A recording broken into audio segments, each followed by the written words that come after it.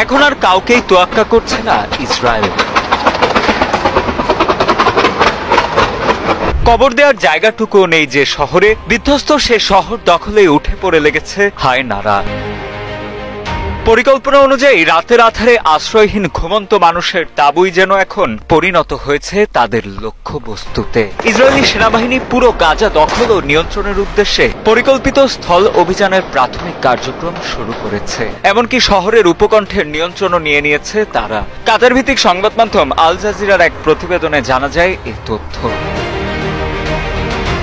Israel Gaza শহর দখলের প্রস্তুতি নিচ্ছে, আর এর ফলে সেখানে বসবাসকারী লাখো ফিলিস্তিনিকে গাজার দক্ষিণের আশ্রয় কেন্দ্রগুলোতে সরিয়ে নিয়ে যাওয়া হতে পারে বলে ধারণা করা হচ্ছে।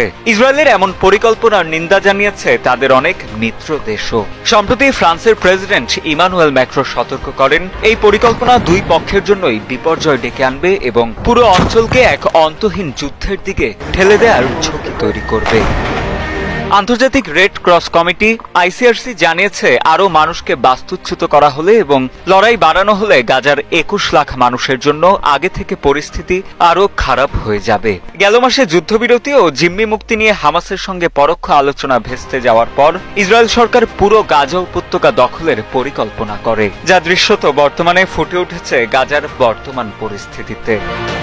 আইসিআরসি গাজায় অবিলম্বে যুদ্ধবিরতি এবং মানবিক সহায়তা দ্রুত ও অবাধে প্রবেশের আহ্বান জানিয়েছে। এ পরিস্থিতিতে মধ্যস্থতাকারী দেশ কাতার ও মিশর ৬০ দিনের যুদ্ধবিরতি এবং প্রায় অর্ধেক জিম্মি মুক্তির একটি নতুন প্রস্তাব দিয়েছে, যা হামাস গ্রহণ করেছে। তবে ইসরায়েল এখনো আনুষ্ঠানিকভাবে এই প্রস্তাবে সাড়া দেয়নি। উল্টো ইসরায়েলি কর্মকর্তারা জানিয়েছেন, তারা আংশিক চুক্তি নয়, বরং সব জিম্মির মুক্তির বিনিময়ে একটি পূর্ণাঙ্গ চুক্তি চান। বার্তা সংস্থা রয়টার্সকে হামাস জানিয়েছে যে ইসরায়েলের প্রধানমন্ত্রী বেনিয়ামিন নেতানিয়াহু মধ্যস্থতাকারীদের প্রস্তাব উপেক্ষা করেছেন এবং তিনি যে কোনো সমঝোতার পথে প্রধান বাধা হয়ে দাঁড়িয়েছে। এদিকে গাজার স্বাস্থ্য মন্ত্রণালয়ের তথ্য অনুযায়ী ইসরায়েলি হামলায় গাজায় নিহতের সংখ্যা ৬২,০০০ ছাড়িয়েছে। এছাড়া মোট আহতের সংখ্যা দাঁড়িয়েছে ১,৫৫,৮৮৬ জনে। Thank you for watching. Follow me.